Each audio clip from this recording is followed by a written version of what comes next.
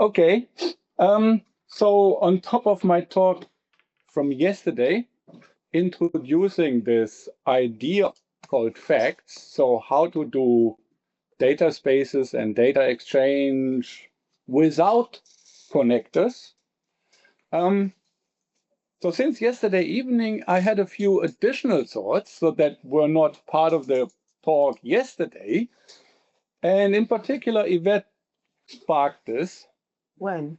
Yesterday, the day before, and this morning. And I was thinking about that. Yeah, we have public data we like to put in a data space. Mm-hmm. So we don't need all this heavy machinery because we don't have any big constraints. The only thing that we want is that our data, which is open, we want that people recognize it's my data and that they need to be able to validate that the data that they have is the original data and it's coming from issuer, from owner A, B, or C. It is really EEA data. It is really ESA data. It is really coming from the water in Berlin. It's really your stuff, right? So for that, I think the data connectors is a approach that is completely over complicated. You don't need all that.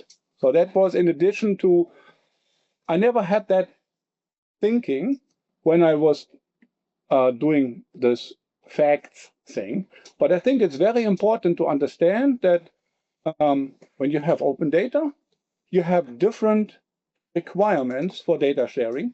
It is not about nailing down the usage of that data until the last very bit. It is more about how can I verify that what I have is authentic, is genuine. So, and in that sense, let's take a look again at facts and click, please. I'm already late. So this is the summary slide.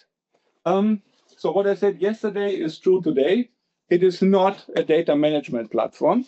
So it is not about managing your data.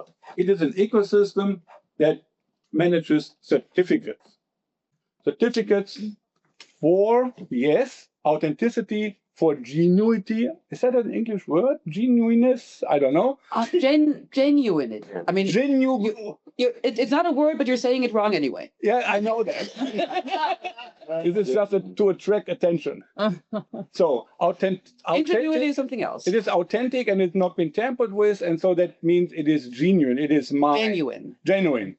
Thank you. Genuine. So okay, now we got it. Okay. Authentic. So all of that is in those certificates. And if you compare this now with what people in the data space environment say, it's a contract. If I have a certificate in my wallet about a particular data asset, I can do what this certificate allows me to do. So, and the negotiation part is between me, the data user, the holder of certificates, with the issue of certificates, so the owner of the assets, and I negotiate. I want to do something with this asset. So there's a negotiation protocol in place that facts doesn't care about. It is what the issuer of the data requires from the holder. So there is a protocol to be implemented, and at the end, if you comply with all that, you get a certificate. So we had this example of a driver license exchange yesterday. Okay, so facts does not really care. What it cares about is that you, at the end, have a certificate that is called driver license, and you, when it matters, can prove you have a certificate about a driver license, right? That is what facts cares about and nothing else. So for doing something with, yes, so direct access to trusted services. So workflow, all of that is possible. What a service, in fact, becomes a trusted service if it has a little machinery that validates certificates. That's the only requirement. So you need to validate when a request comes in. You take the access token, and then you do a proof request with the user or with the calling process or whatever. can you prove you have the following certificate? If you can prove that, machinery works. If you can't, nothing happens. Yes. Yeah, sorry, I was just thinking, because if I understand it now more and more, each time you talk about this, the facts at the end, if I understand correctly, is more, well, it's quite similar to DCP. I don't know if you have, this decentralized claims protocol, which is actually having this issue or this roles of the issuer of a certificate, the validator, all of this kind of thing, which can be also connected or can be somehow aligned with like a connector environment and so on. So EDC, for example, as I mentioned, is currently, for example, in our deployment, it's based on dApps, but it can be it's also possible to do DCP, which is based on certificates. So my question is, if this can be also maybe something that you could put on top of EDC, or that can be connected with EDC? Well, yes, no. What is specific in here is the proof protocol. So different from regular X509 certificates, the proof here is on selective disclosure and zero knowledge proof. So these are anonymized versions of you can prove that you have a driver license without actually releasing these credentials that say I have a driver license.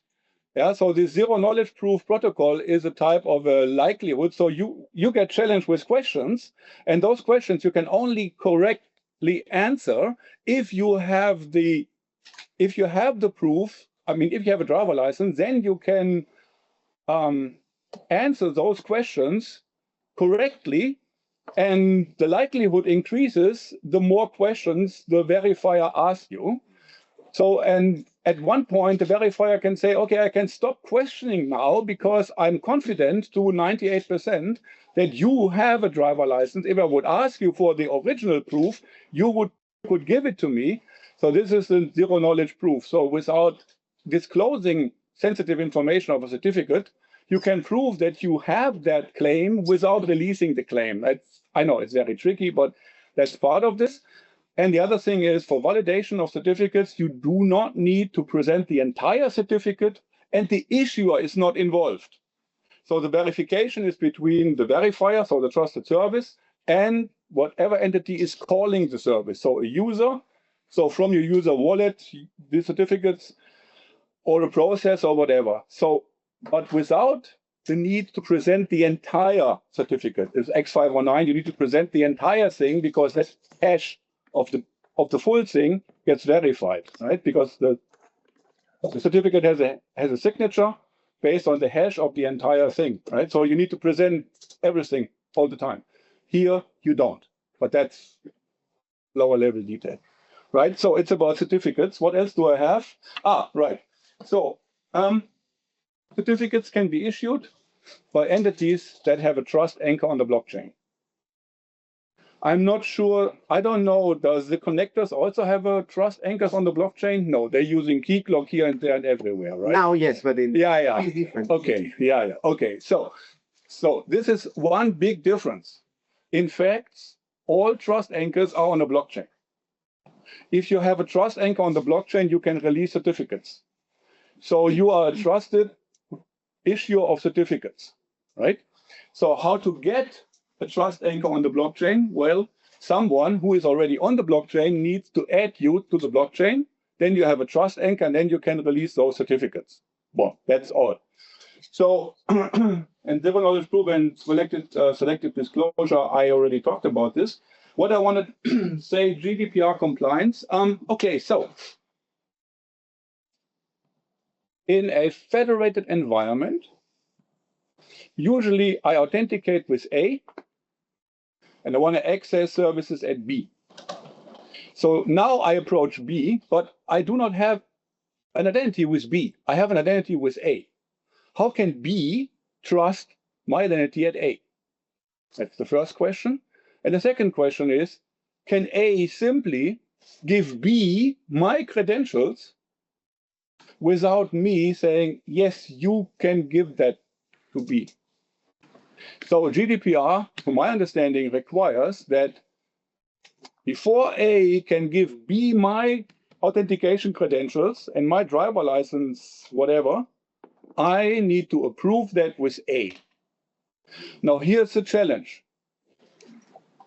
How can I approve all possible A to B, C, D, E, F, whatever? How can I do that?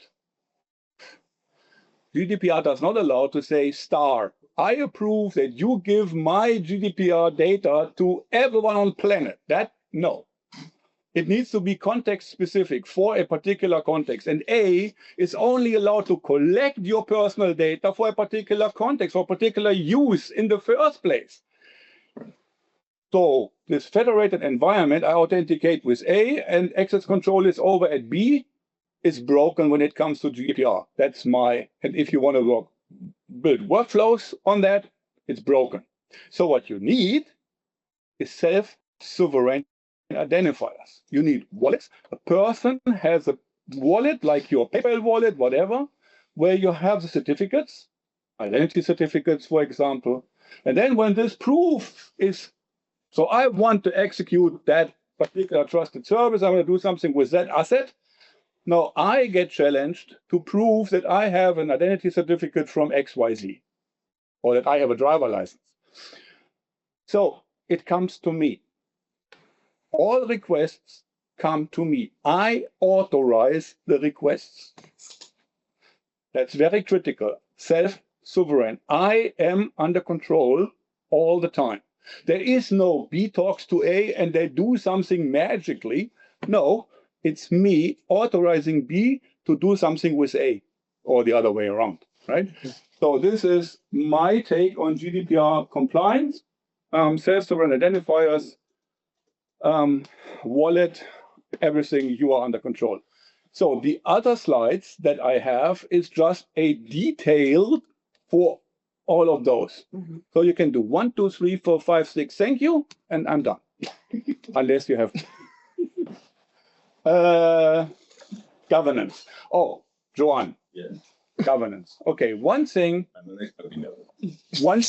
So you know, I'm a techie, and from a technical perspective, setting up something like facts with blockchain certificates and all that is easy. Now the problem is, what does a particular certificate mean? What does it imply? What can I do with that? Who tells, who determines, who specifies, who is in charge of saying this particular credential is giving me the following access, I can do the following with this. So how do I understand this? So the governance part. Certificates can be about anything, they can contain anything, they can include a policy, they can include whatever. But how do I know what a particular entry in a certificate means? So you need a governance framework, you need a governance something. I see. That defines what this means, right? Oh, we're almost there. Input B. One more. Antenna. They're very fortunate that that happens in the last half an hour, no? Here. Yeah.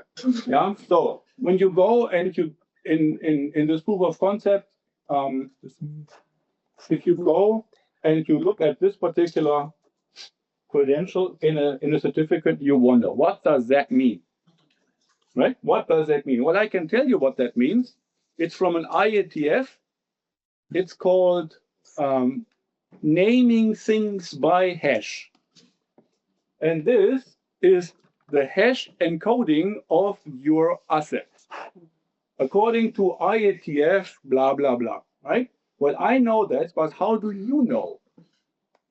And how do you know what that means in terms of access, in terms of use of a particular asset? So there needs to be some framework, something that governs, that does all this legal stuff. What does it mean? And that was really truly it. Now, in addition to my talk yesterday, I hope you got a fairly understanding of this alternative approach to data space connectors. And maybe you see the difference, and maybe you see where this would fit, where the data connectors are too heavy, too complex.